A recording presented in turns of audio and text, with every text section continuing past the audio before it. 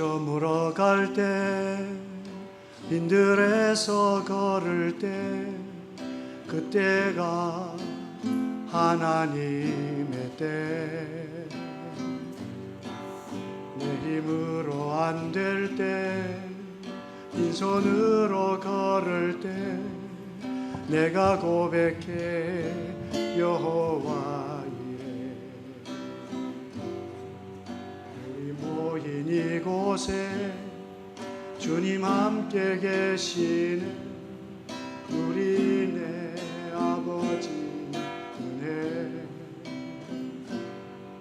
적은 떡과 물고기 내 모든 걸 드릴 때 모두 고백해 여호와 이래 주가 일하시네 주가 일하시네 주께 아끼지 않는 자에게 주가 일하시네 주가 일하시네 신뢰하며 걷는 자에게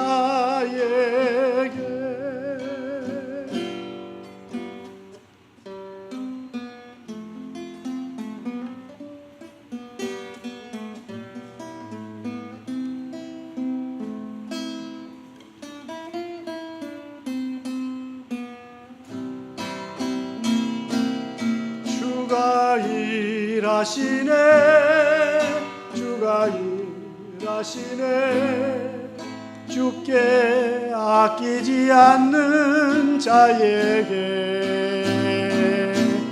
주가 일하시네 주가 일하시네 신뢰하며 걷는 자에게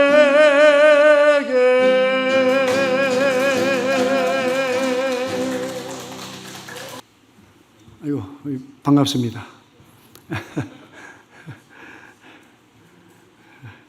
이제 그 50대에 이제 그 돌아봐야 할 영적 상식이라고 이제 주제를 이제 말씀을 하셨는데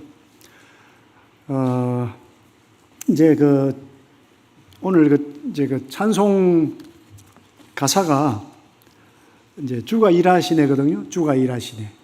여기 이제 날이 저물어 가는데 이제 빈들에서 이제 걸어가고 있다는 거죠.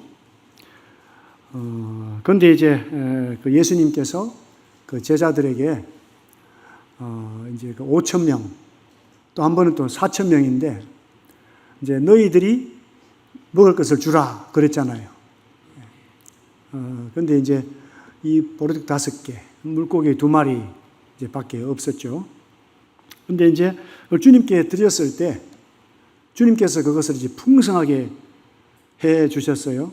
근데 제가 이제 저 자신을 돌아볼 때 이제 그 제가 이제 보이기는 몇 대처럼 보이세요? 제가 보이기는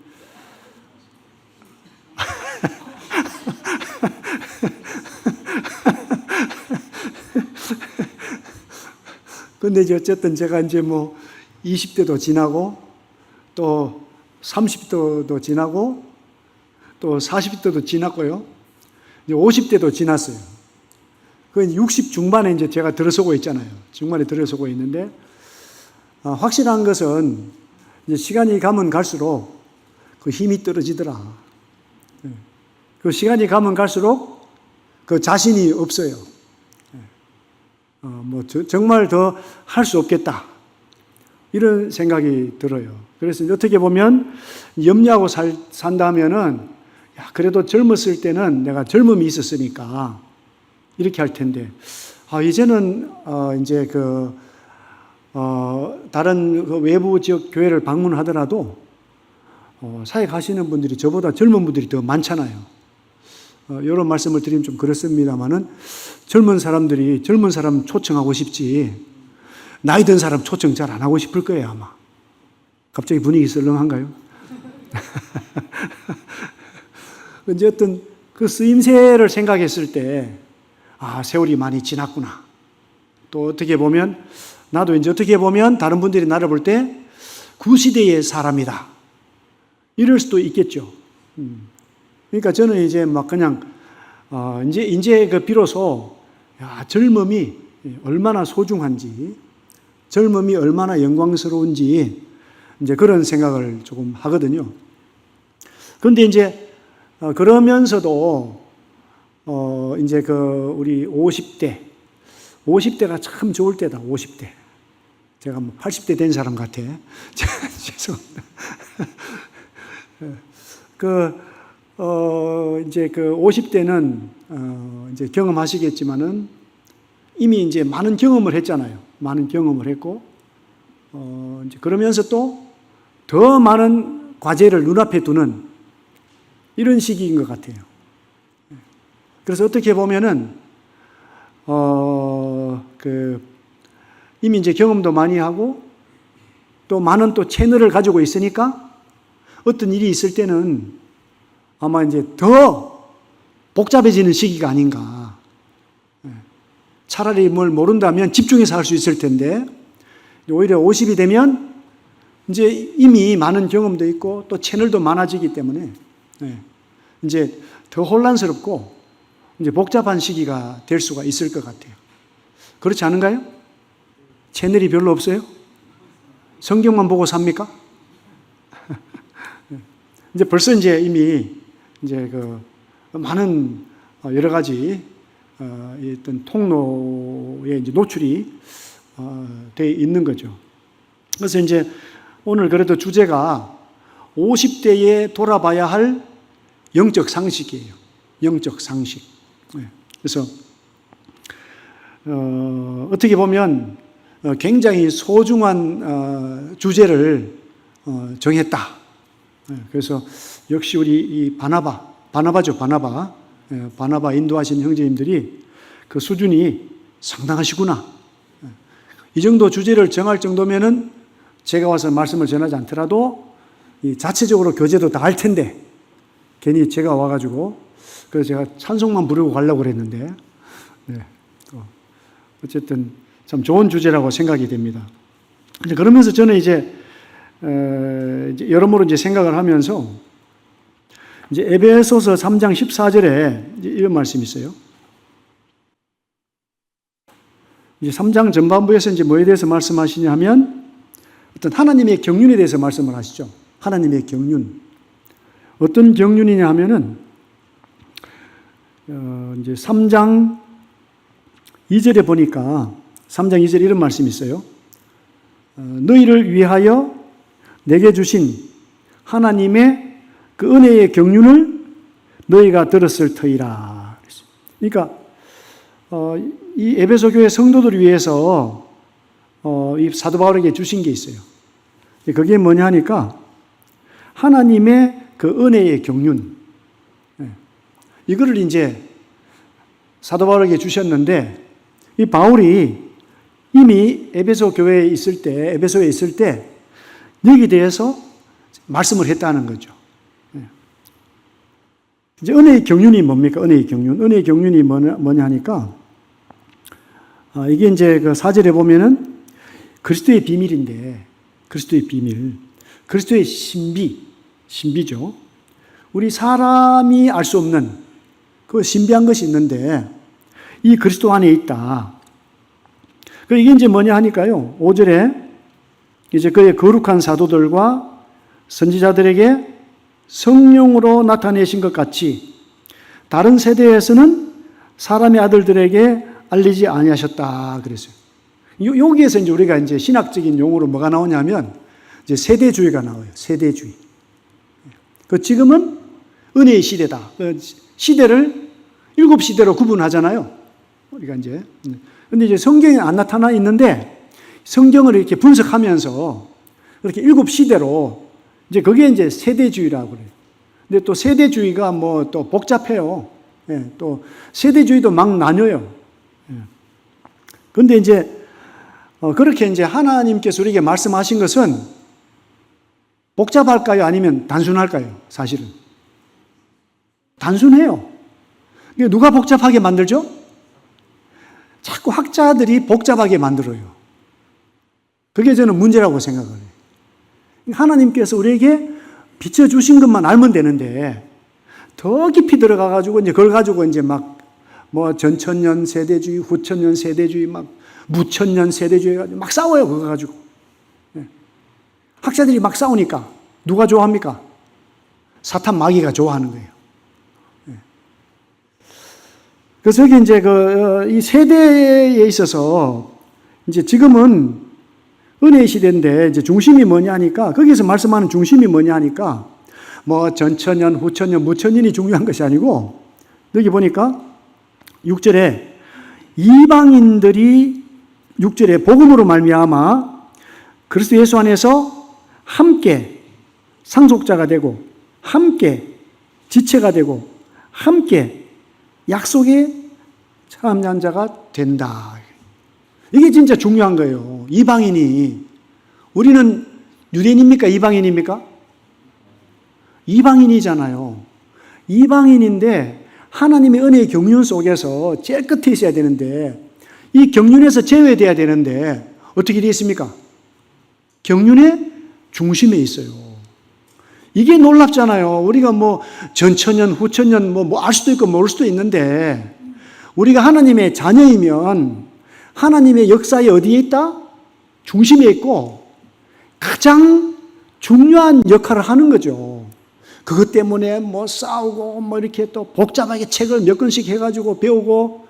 그러니까 이게 놀라운 것은 뭐냐 하면, 이 그리스도의 비밀이 뭐냐 하면, 그리스도는 누구를 위해서 계시느냐? 그리스도는 죄인들을 위해서 오셨습니다. 그리스도는 의인들 위해서 오신 게 아니에요. 그리스도는 도움을 많이 받을 수 있는 사람들이 오신 게 아니라 도움받지 못할 사람들을 위해서 오셨어요. 중요한 것은 우리가 그리스도를 받아들였으면 정말 감사하고 찬양하고 염려하고 걱정하고 근심할 시간이 있을까요, 없을까요? 사실은 그 시간이 없어요.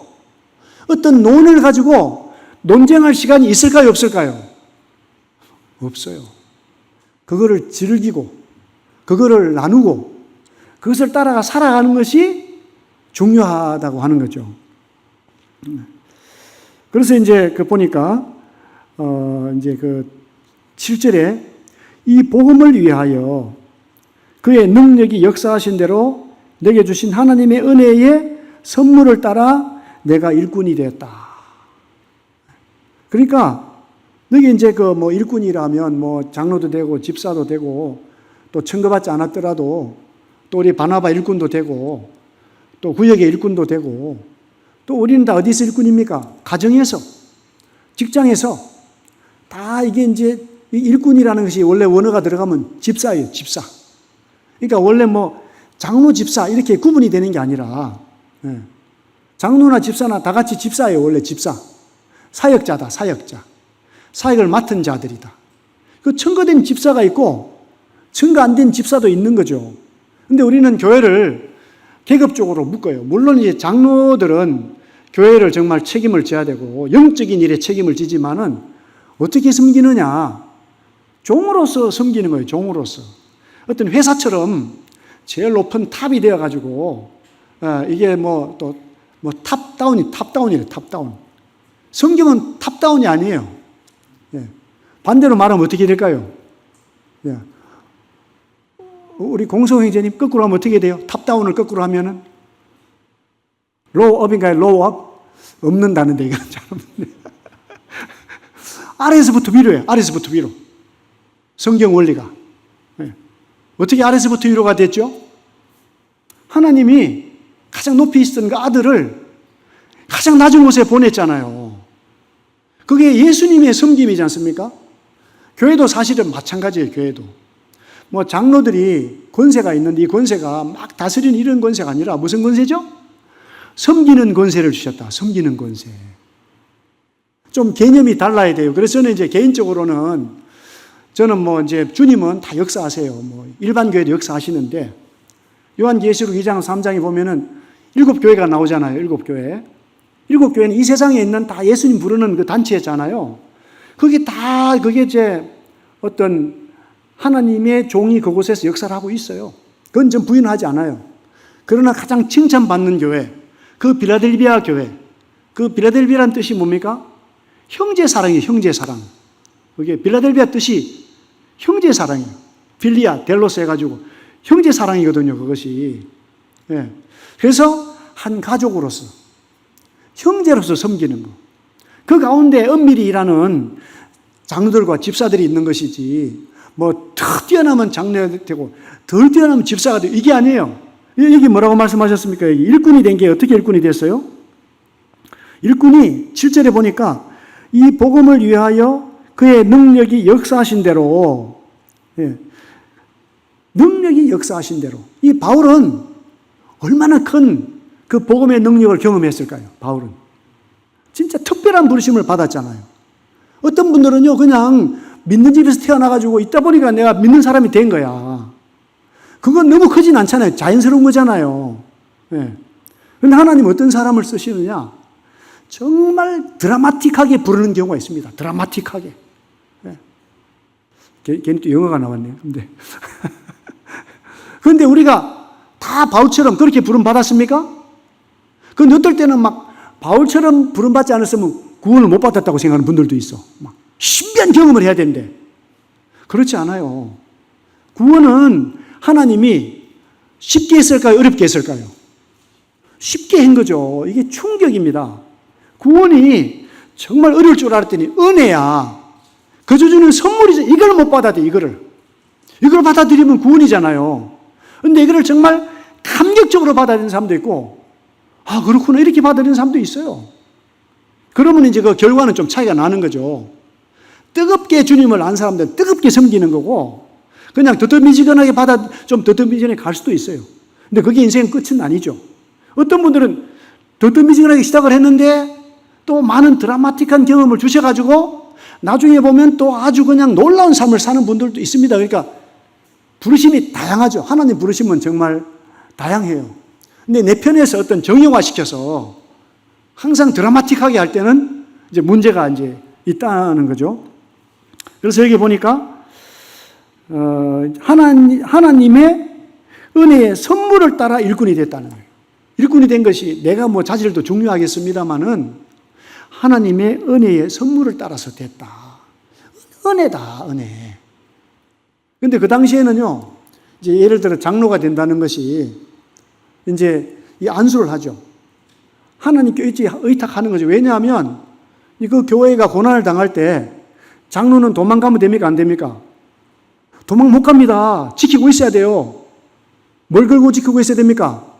목숨을 거는 거예요, 목숨을. 그러니까 이제 만약에 이제 북한에서 넘어왔다, 막 한국이 북한의 소유가 됐다. 다 도망가도 장로들은 도망가야 됩니까? 안 가야 됩니까? 이게 숙제인데. 그러니까 내 목숨은 누구에게 이제 바쳤다, 내 목숨을 하나님께 의탁했다는 겁니다. 그것이. 그게 그 당시에 장로로서 안수를 받는 특별함이 있는 거죠. 그래서 바울이 하나님의 나라 가려면은 많은 고난을 통과해야 된다고 하고 안수해서 장로들을 세워요. 그 고난받는 선봉에 누가 서야죠? 고난받는 선봉에? 장로들이 서는 거예요. 장로들이. 한국은 너무 형편이 좋으니까 좀 개념이 다를 수가 있어요. 그러니까 엄청난 부르심을 받은 거죠. 그런데 그것이 뭡니까? 내가 목숨 바칠 기회를 주셨구나. 하나님의 목숨 바칠, 성도들 위해서 목숨 바칠 기회를 주셨구나. 이거 은혜잖아요, 은혜. 근데 저는 좀 잘 몰랐던 것 같아요. 부르심 받을 때 저는 이런 거 잘 몰랐어요.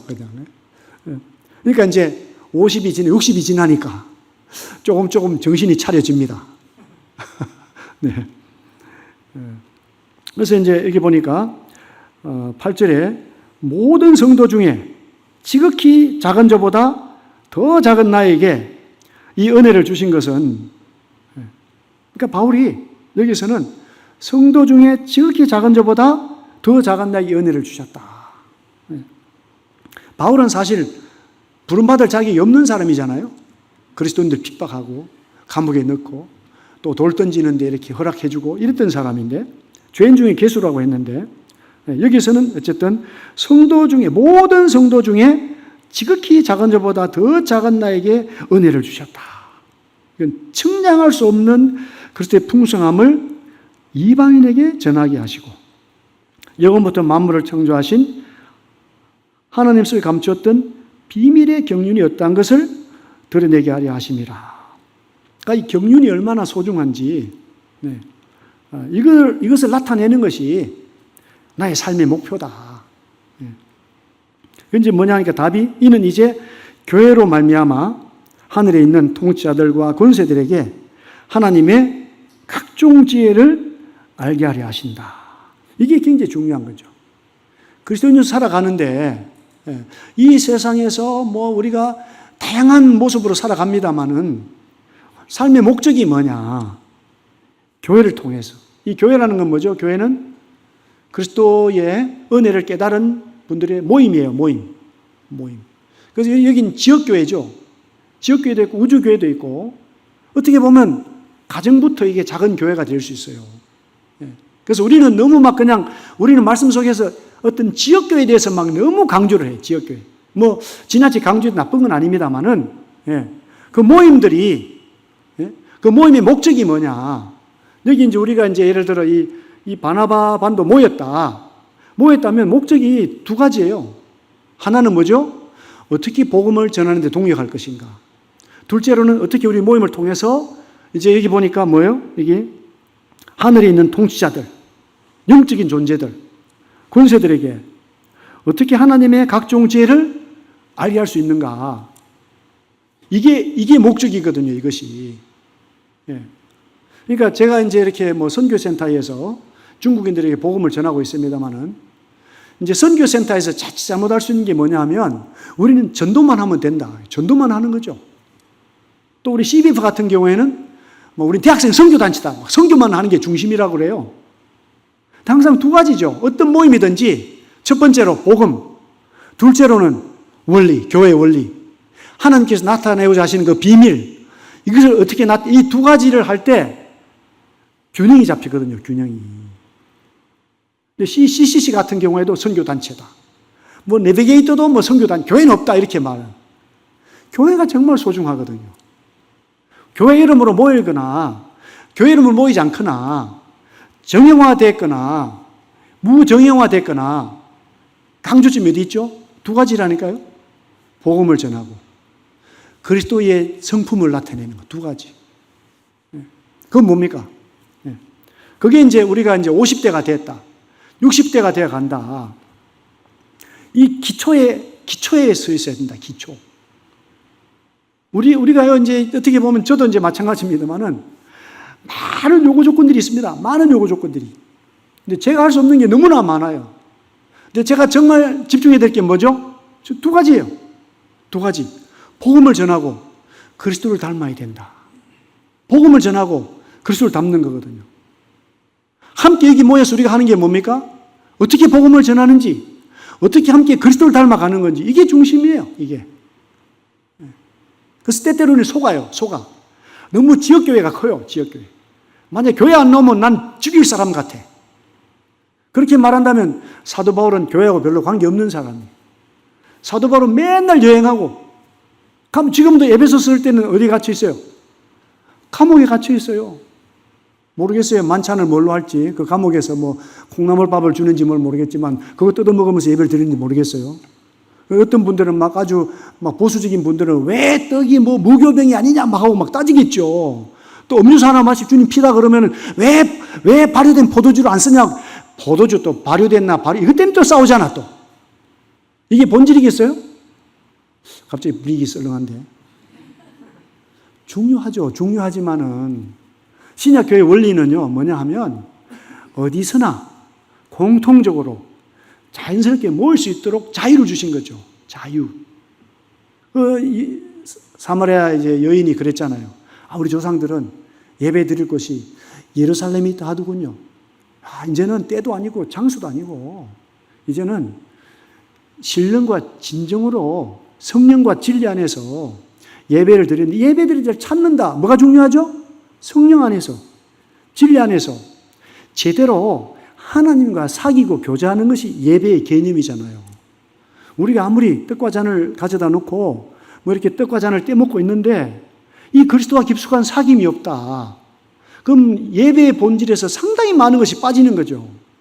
그래서 예배가 뭐냐면 이제 그 원어가 프로스쿠네오, 입맞춤이잖아요. 내가 사랑하는 사람과 입맞춤인데 이제 내가 어디다가 입을 맞춰야 돼요? 이제 그 옥합을 깨뜨린 여인처럼 예수님 발에다 입 맞춰야 되는데 예수님 발에 입 맞추게 하겠어요? 아니면 들어서 이렇게 입을 맞추겠어요? 분위기 이상해지는데 갑자기. 예수님이 우리를 어떻게 생각합니까? 동격으로 생각해요. 그러니까 막 우리가 알지 못할 때는 높은 데 계신 하나님께 쭉 엎드려서 발 알아보지도 못하고 이게 종교적인 예배잖아요. 근데 신약에 구원받은 성도들의 예배는요, 그 깊은 사귐이에요. 너도 없고 나도 없고 하나가 되는 혼연일체가 되는 이게 예배 본질이잖아요. 그래서 어떻게 됩니까? 점점 그리스도화 되는 거거든요. 그리스도화. 또 예배 드리는 것이 율법이 돼가지고 예배 참석 못한 사람들 정죄하고 나만 한번 입을 열어서 감사하면 내가 최고로 잘한 것이고 뭐 그런 분 얘기는 안 계시겠죠. 물론 가장 앞자리에서 정말 한 말씀이라도 감사를 해야 되겠죠. 근데 저는 그렇게 생각하지 않아요. 주님은. 물론 그것이 중요합니다만 그것이 뭐 중요하지 않다고 하는 건 아니에요. 이상하네, 말이. 이상한데. 예. 정말 평상시부터 이 그리스도를 알고 그분과 사귐을 누리고 함께 모여서 함께 내가 알고 있는 주님을 나타내고 있는가. 또 정말 옆에 누가 오면 그냥 예배 이런 게 아니라 손도 잡아주고 어떻게 왔어? 이렇게 소곤소곤 어떻게 왔어? 이렇게 하는 게 아니고 아이고 바쁜데 서로 돌아보고 격려하고 위로하고 안부를 물어보고 이런 것이 또 소중하지 않겠어요? 언제부턴가 막 한국 교회는 딱 들어오면 제 앞에 앉아가지고 인상만 팍 쓰고 있어. 인사도 안 해. 어떤 분은 그러더라고. 7년을 교회를 왔는데 아무도 나한테 인사 안 하더라. 그런 분 여기 앉아 있어요 지금. 그게 뭐예요?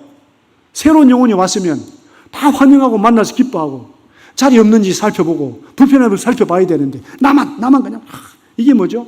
구약적인 예배입니다. 구약적인 예배. 나만 택함 받았고 나만 깨끗하고 온 사람들 이제 좀 인생에 뭐 노년에 왔구만. 아이고 뭐 도와주면 되지 뭐. 이 관심이 별로 없어요. 보통 일반 교회가 그렇습니다. 일반 교회가. 우리도 일반 교회와 대가할 수가 있어요. 우리 속에 정말 어떤 그 그리스도 안에 있는 그 자염을 누리지 못하고 그리스도의 성품을 누리지 못하면 나의 섬김이 화석화돼요. 딱딱해요. 굳어 있어요. 네. 그래서 여기 이제 보니까 이제 그 하나님의 각종 지혜를 알게 하는 거죠. 그래서 우리 성도들이 정말 서로 사랑하고 돌아보고 하나님께 감사할 때 영적인 존재들이 놀라지 않겠어요? 아니 이제 50대가 돼가지고 막 질병도 있고 또 자식들도 막 또 불순종할 수도 있고 또 사업도 이제 망할 수도 있고 그런데 보니까 우리 이규민 형제님 사업장은 잘 되는 것 같아요. 계속. 잘 되죠? 잘 안 돼요? 이규민 형제님이 속한 사업장이 그렇다는 거죠. 예. 그 사업이 잘 될 수도 있고 못 될 수도 있고 예를 들어서 어떤 상황이 있다 할지라도 우리가 감사한다, 기뻐한다 그러면 누가 교훈을 받습니까? 우리도 교훈을 받습니다만은 영적인 존재들이 도전이 되잖아요. 그러니까 영적인 존재들에게 제일 힘든 게 뭐냐면 너무나 완전하니까 은혜를 몰라요. 쉽게 교만해지잖아요. 그 사탄이 뭡니까? 덮는 그룹이었는데 하나님이 높여주니까 하나님 자리 차지하려고 하다가 쫓겨났잖아요. 그건 이제 천사들의 3분의 1이 따라가지 않습니까? 그러니까 하나님 나라가 안정이 안 되는 거예요. 누구를 통해서 안정을 시키겠다? 그리스도를 통한 교회를 통해서 영적인 존재들을 안정을 시키겠다. 뭘 가르치는 거죠? 겸손을 가르치고 온유를 가르치고 친절을 가르치는 거예요. 겸손을 몰라요. 천사들이. 유대인들에게 제일 문제가 뭐죠? 겸손이 힘들어요. 유대인들은 너무 세상의 모든 복을 다 가져가지고 때때로 선진국에 있는 교회들이 또 뭘 모릅니까? 겸손을 모르는 거예요. 겸손을 하면 어떻게 해요? 나보다 남을 낮게 여기고 서로 협력하고 이렇게 할 텐데 겸손이 없으니까 매일 다투고 싸우고 막 그런 일이 생기는 거죠. 모임 안에서도. 안타까운 일이 생기는 거죠. 그래서 그리스도 안에서 우리가 서로를 높이는 교제가 사실 얼마나 중요한지, 교제. 여기 보니까 이제 11절에 곧 영원부터 우리 주 그리스도 예수 안에서 예정하신 뜻대로 하신 것이다. 그러니까 하나님 아버지의 뜻을 따라 살아야 되잖아요. 그러니까 우리 50대에 또 돌아봐야 되는 거죠. 내가 지금 내 생활 속에서 이 영원부터 예수 안에 예정하신 그 뜻을 내가 알고 있고 그 뜻을 따라 살아가고 있는가. 이게 소중한 거예요. 이게 영원한 뜻을 따라 사는 거죠. 영원한 뜻을 알고 가정을 돌아보고 영원한 뜻을 모르고 가정을 돌아보고 차이가 있을까요? 없을까요? 차이가 있죠. 사업을 해도 마찬가지입니다. 사업을 해도. 어떤 우리가 생각하는 이 세상의 성공과 실패가 중요한 것이 아니라 현재 내가 있는 위치에서 예수께서 예정되신 그 뜻을 따라서 내가 살아가고 있는가. 이런 것을 다시 한번 돌아봐야 된다.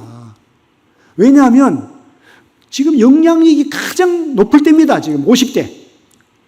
여기서 몇 사람이 끼어가지고 하나님 뜻에 산다 하는 거하고 또 어떤 막 잘 가던 사람이 갑자기 그냥 막 유튜브 보더니만은 내가 오늘부터 내가 주식 투자는 잘못된 거 아니에요.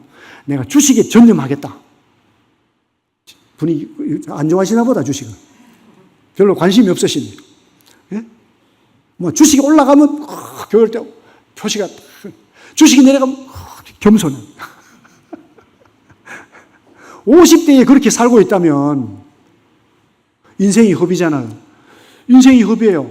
주식이 올라가도 내려가도 그냥 주식 하지 말라는 얘기는 아니에요. 주식이 자본주의 사회에서는 탑입니다. 먹이사슬 중에 최고에 올라가 있잖아요. 근데 어떻게 해야 됩니까? 어떻게? 겸손하게, 지혜롭게. 목적이 하나님 영광을 위해서. 하나님 영광은 뭡니까? 그분의 성품을 나타내는 거잖아요. 많이 가지면 기쁘게 나누고 없어도 주님으로 감사하고 주님이 나의 전부니까 감사하잖아요. 그래서 우리가 이제 이런 그 분별력을 잃으면 되지 않는다. 분별력을. 그래서 12절에 보니까요. 12절에 우리가 그 안에서 그를 믿음으로 말미암아 담대함과 확신을 가지고 하나님께 나아감을 얻느니라. 이게 중요한 거예요. 이게 나의 매일의 그 생활 속에서 내가 정말 주님 안에서 주님 믿음으로 담대함과 확신을 가지고 하나님께 나아가고 있는가. 이게 나아감을 얻는 거잖아요. 은혜입니다. 은혜. 세상 사람들은 알 수 없는 비밀한 은혜예요. 은혜. 그러니까 우리 삶에 있어서 답은 멀리 있지 않다니까요. 그냥 막 세대주의, 뭐 전천년, 후천년, 무천년 막 어떤 사람은 머리가 비상해서 막 돌아가, 어떤 사람은 짜증나고 막 내가 그게 본질이 아니에요. 그게. 여기 이제 13절에 보니까요. 그러므로 너에게 구하노니 너를 위한 나의 여러 환난에 대하여 낙심하지 말라. 이는 너의 영광이니라. 그렇게 살면 세상적으로 풍파가 많이 올 수 있어요. 어려움이 많이 있을 수 있죠. 그런데 그것이 뭐죠? 영광이라는 거예요. 여러분들이 너의 영광이다. 만약에 바울이 정말 그냥 뭐 아주 뭐 고관 대작의 집에 태어나가지고 일찍부터 예수님 믿고 아버지가 전도하러 가는데 메르세데스 벤츠 타고 가라 이러고 또 뭐 그냥 뭐 저기 인도네시아를 가는데 그냥 그 비즈니스 클래스 다 끊어주고 가면 헌금을 해도 막 1억씩 주고 오고 이러면은 얼마나 좋겠어요. 분위기 이상하가 갑자기. 만약에 사도 바울이 그렇게 선교했다면 하나님의 영광이 나오겠어요? 인간의 영광이 나오겠어요? 인간의 영광이 나오죠. 할 수 있으니까 한 거예요. 근데 바울은 여건이 됐습니까? 안 됐습니까? 전혀 되지 못, 제가 볼 땐 전혀 되지도 못했어요. 그러니까 로마로 갈 때는 어떻게 갔어요? 포로로 붙들려서 죄수로 그냥 공짜로 갔어요. 로마로. 가다가 또 뭐 수일 동안 막 그냥 기상이 안 좋아가지고 막 2주 동안, 열나흘 동안을 막 하니까 그냥 배에 있는 거 다 버리고 막 그냥. 그때 바울이 어떻게 했습니까? 여러분이야! 잠잠하라! 그냥 막, 파도는 치고 그냥 막, 한 사람, 막 이런데, 여러분이야! 잠잠하, 안심하라! 놀랍지 않습니까, 이게? 우리 마지막 때 살아가면서 우리가 볼 때 놀라운 일이 많이 생겨요. 감당할 수 없는 일이 많이 생기죠. 근데 이걸 어떻게 받아야 돼요? 그때 답이 있잖아요. 믿음으로 말미암아 담대함과 확신을 가지고 하나님께 나아가서 뭘 생각해야 됩니까? 그분의 뜻이 뭔가, 복음을 전하고 그리스도의 성품을 나타내는 이 길이 되는가 되지 못하는가, 이게 차이를 만드는 겁니다. 뭐 세상의 배경이 어떻고 뭐 내가 가진 것이 어떻고 이게 차이를 만드는 것이 아니라 정말 그리스도와 더불어서 하나님 아버지와 가까이 교제하고 그분의 영원한 뜻을 따라 살아가는 것이 가장 복 있고 가치 있고 또 영향력 있는 50대에 정말 주님이 기뻐하시는 일이다. 그런 저는 생각을 합니다. 저도 이제 참 돌아보면은 지금도 참 어려워요. 제가 우리 집사람이 있으면 제가 목소리도 많이 못 높입니다. 우리 살아가는 삶이 다 그렇잖아요. 우리가 한 가족으로 살아간다고 하는 것이 어떻게 보면 항상 반대로 만나, 반대로. 저는 다 결혼하기 전에는 막 너무 집사람이 좋았는데 결혼하니까 잠자는 것부터 힘들어요. 잠자는 것부터. 왜? 저는 그냥 싸늘하게 하고 자야 돼. 뭐 기름값도 안 들고 싸고 좋잖아요. 또 몸도 받을만해. 집사람은 그냥 맨날 막 그냥 뭡니까? 열탕을 해야 돼. 막 드그드그드그 해야 막 상쾌하다. 나는 올라갔다가 내려갔다 막 창문 열었다 닫았다 막. 근데 결혼하고 나니까 이 사람이 내가 결혼한 사람이 맞나? 이렇게 되더라고요. 그리고 이제 가다 보면 다 달라요. 배경이 다르니까. 자녀 출산, 자녀 양육, 또 어떤 섬기는 스타일. 우리 집사람은 밖으로 나가면 죽는 줄 압니다. 저는 집안에 있으면 죽는 줄 알아. 어쨌든 한 사람은 죽어야 돼. 그런데 이제 그러함에도 불구하고 우리 살아가는 삶의 목적이 뭐라고요? 어떻게 복음을 전하나? 어떻게 그리스도의 성품을 나타내나? 어떻게 희생적인 사람이 되는가? 그 고난을 두려워하지 않고 어떻게 하나님의 뜻을 위해서 내 삶을 즐거이 드리는가? 이거였던 것 같아요. 다른 게 아니고. 그래서 언제든지 주님 안에서 기뻐하고 감사할 수 있는 삶. 이것이 그리스도인의 특권입니다. 특권. 이걸 빼앗기는 거죠. 누구에게 빼앗깁니까?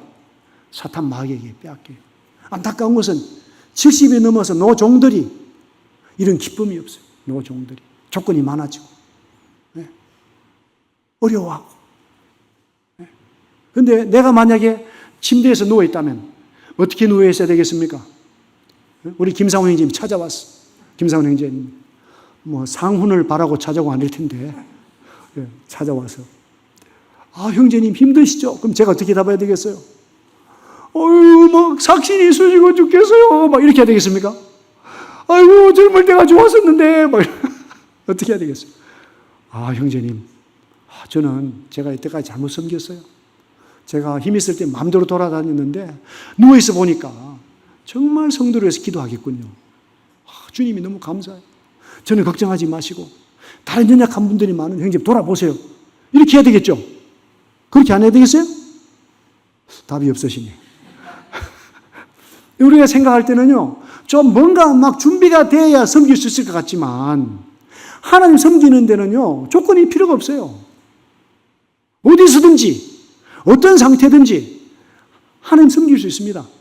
남들이 봐서 야, 저 못 섬기겠다 이럴 때 섬기는 것이 얼마나 감동이 되겠어요. 그게 하나님의 방법이에요. 하나님의 방법. 그러니까 지금 마지막 때 한국 사람들이 모이고 섬기는 거, 이게 뭘까요? 이게 엄청난 영광이에요. 왜? 우리 한국 사람들은 지구의 끝이에요. 어떻게 보면 지구의 끝이에요. 제일 못 사는 끝, 제일 못 사는 끝이에요. 그런데 마지막 때 얼마나 높이셨습니까? 한국을. 이제 아침에도 우리가 가나 사람들 이렇게 말씀을 전하는데 가나에는 복음이 언제 들어갔을 것 같아요? 가나는 2000년 전에 들어갔을 것 같아요. 가나는. 가나에 복음이 들어가나? 어떻게 들어가나? 하고 죄송합니다. 근데 가나 분들이 얘기를 해요. 가나 분들이 에티오피아 사람 만나잖아요. 에티오피아 사람 만나면 에티오피아 사람들은 자기들을 그냥 이스라엘 사람인 줄 안대요. 왜요? 왜 에티오피아는 언제 복음이 전파됐죠? 에티오피아 내시를 통해서 2000년 전에 복음이 전파됐고 거기서부터 아프리카로 복음이 전파된 거예요. 아프리카로. 우리는 언제 복음? 이제 뭐 기독교 100주년, 뭐 가톨릭 뭐 200주년, 300주년 그냥 게임이 안 돼요. 게임이 사실은 문화유산이 게임이 안 돼요. 제가 아프리카 사람들 복음을 많이 전했잖아요. 아프리카 사람들 얘기하다 보면요, 가족 중에 유대인이 있습니다. 유대인 이름이 유대계 이름을 따라서 막 이렇게 정해진 이름들이 있어요. 이야기하기 복잡해요. 얼마나 막 신화와 전설이 많은지 막 얘기를 해. 그런데 저는 복음으로 끝내지, 제가 복음으로. 우리는 무기가 뭐예요? 복음. 또 무기가 뭡니까? 교회. 교회의 비밀. 하는 뜻이 뭔가? 이걸로 다 굴복이 되는 거예요. 제가 무슨 뭐 세대주의, 뭐 전천년, 후천년, 뭐 말천년, 뭐 이런 걸로 하겠어요?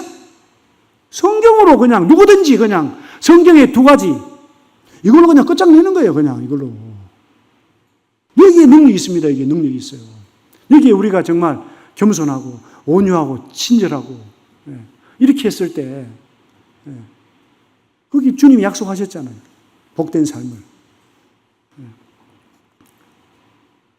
이게 이제 그러다 보니까 이런 전체적인 그림을 모르면요, 너무 가르침이 복잡해요. 복음도 너무 복잡해졌어요. 교회도 너무 복잡해졌어요. 하나님은 할 수 있는 한 어떻게 합니까? 단순하게. 이 고린도 후서에 뭡니까? 고린도 전서에서 조금만 더 말씀을 드리고,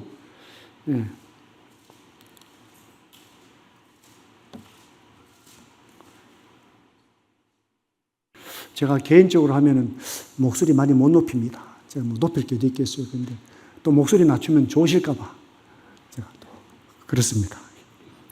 1장, 고린도서 1장 18절에요. 이 말씀이 있습니다. 시간이 벌써 지난 것 같은데. 그렇죠? 좀 마무리하겠습니다, 이제. 마무리합니다. 이 십자가의 도가 멸망하는 자들에게는 미련한 것이요, 구원을 받는 우리에게는 하나님의 능력이라 그랬어요. 그러니까 이 말씀을 왜 기록했느냐? 고린도교회 성도들이 상태가 너무 안 좋은 거예요. 복음을 몰라서 상태가 안 좋겠습니까? 복음에 집중을 안 하는 거죠. 그들은 그 당시에 세상에서 부유하고 세상에서 많이 배우고 세상에서 능력이 있는 사람들인데 이 그리스도의 십자가에 집중을 못 하는 거죠. 삶이 단순하지가 않은 거예요. 삶이 복잡해요. 그냥 말도 현학적이고 능력이 없잖아요. 능력이 없어요. 그러니까 이 십자가의 도가 뭐냐? 멸망한 자들이 미련한 것이고 구원을 받은 우리에게는 하나님의 능력이라고 그랬습니다. 여기 2장에 보면 2장 1절에 형제들아 내가 너에게 나아가 하나님의 증거를 전할 때에 말과 지혜에 아름다운 것으로 아니하였나니 내가 너희 중에서 예수 그리스도와 그가 십자가에 못 박히신 것 외에는 아무것도 알지 아니하기로 작정했다. 그 그리스도 그분이 십자가에 못 박히셨다. 여기 엄청난 능력이 있는데 여기 고린도교회 성도들이 집중을 안 하는 겁니다. 집중을 하지 않아요. 문제가 우리가 많이 못 배워서 문제가 아니고요. 우리가 재물이 많이 없어서 문제가 아닙니다. 우리 삶 속에 그리스도가 너무 크지 않기 때문에 우리 삶 속에 십자가가 놀라운 일이 아니기 때문에 이게 문제입니다. 이게. 우리가 매주마다 뜻과 잔을 하고 있는데 그리스도에 집중이 되지 않고 매주마다 뜻과 잔을 하고 막 입을 열어서 감사하고 있는데 그 십자가가 보배롭지 못하다면 얼마나 의미가 있겠습니까?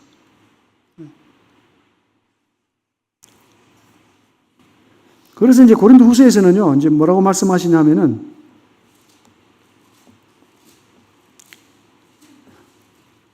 6장 1절에서 이렇게 말씀하잖아요.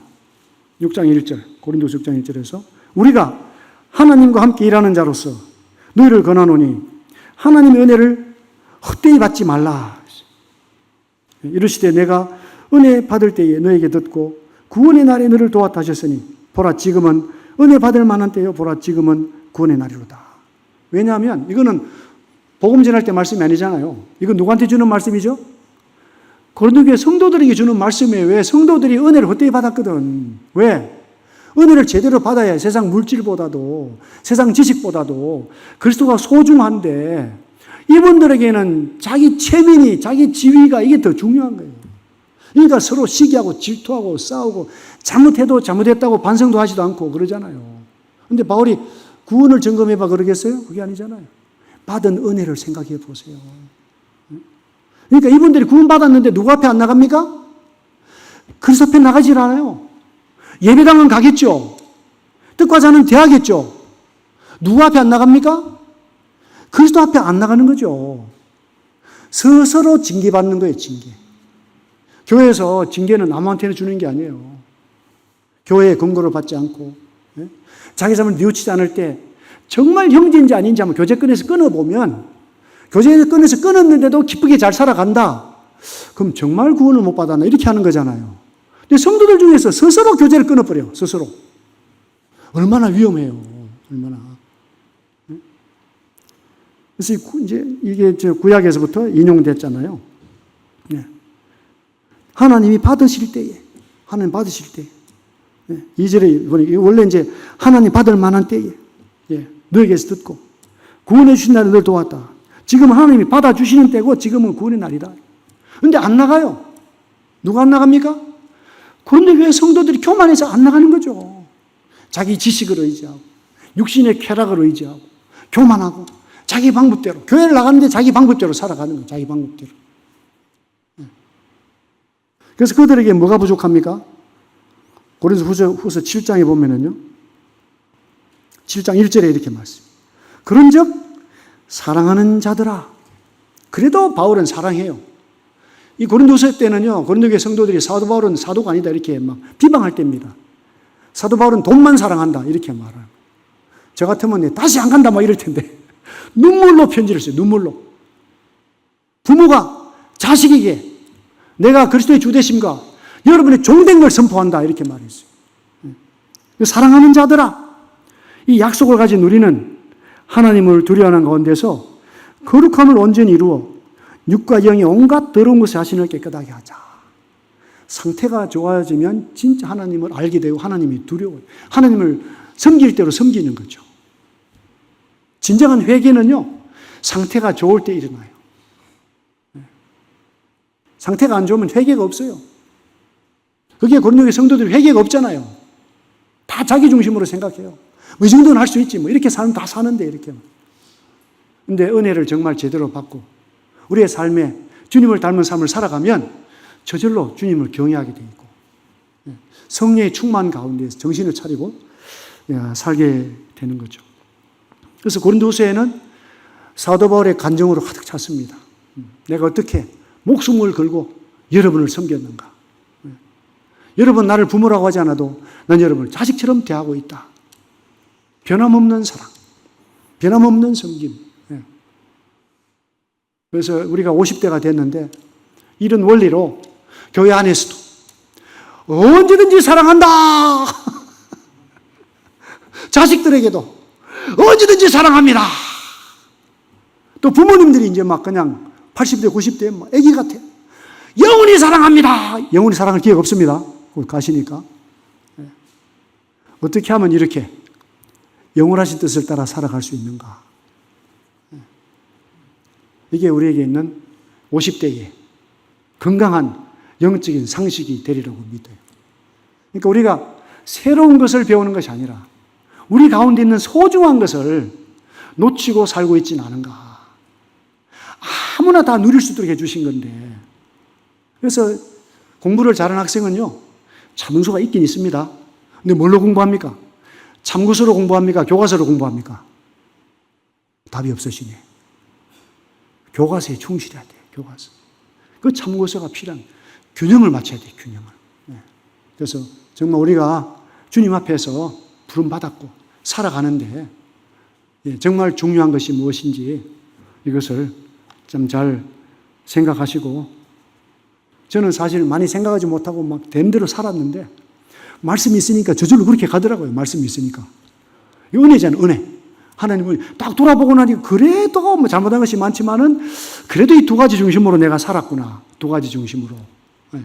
그거를 이렇게 돌아보게 됩니다. 그래서 첫 번째로 나의 가정에서의 위치와 섬김이 어떤가. 둘째로 교회에서의 위치와 섬김이 어떤가.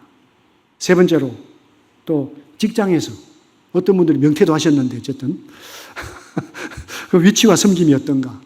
또 이제 온 세상으로 알게 되니까 선교적인 차원에서 위치와 섬김이 어떤가. 그리고 다섯 번째로 주님을 알아가고 있는 상태는 어떤가. 성경 공부는 어떻게 하고 있는가. 기도 생활을 어떻게 하고 있는가. 어떤 분들과 함께 교제하고 있는가. 무엇으로 교제하고 있는가. 이런 것들 좀 구체적으로 살펴보시면 좋을 것 같아요. 그래서 50대는 하나님도 많은 시련을 주십니다. 왜? 단련해서 더 쓰셔야 되니까. 또 사탄은 많은 시험을 줍니다. 넘어지도록. 그래서 50대가 쉬운 때는 아니다. 정말 힘들고 험난한 때인데, 그러나 주님 안에서는 능치 못함이 없다. 오히려 정말 더 풍성한 삶을 누릴 수 있는 이러한 시간인 것을 또 생각하시면서, 오늘 이렇게 제가 또 좀 말씀이 안 좋을 것 같아서 특성도 하고 시간 때우려고 그랬는데 참아주셔서 감사합니다. 한번 기도하겠습니다.